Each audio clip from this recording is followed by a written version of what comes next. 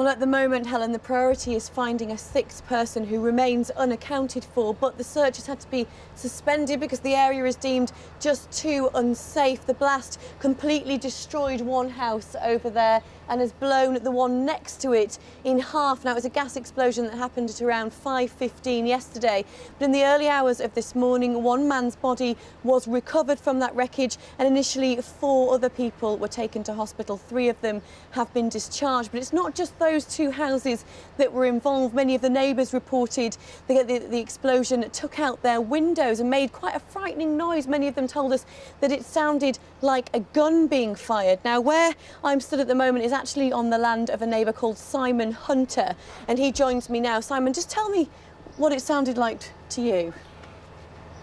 It was just a massive crash, like a big explosion. We'd just come in from the garden and there was a massive explosion. The house shook. I looked at my wife and it was just sheer terror. We just didn't know what was going on. My initial reaction was that we got a train line behind the property and the train had derailed.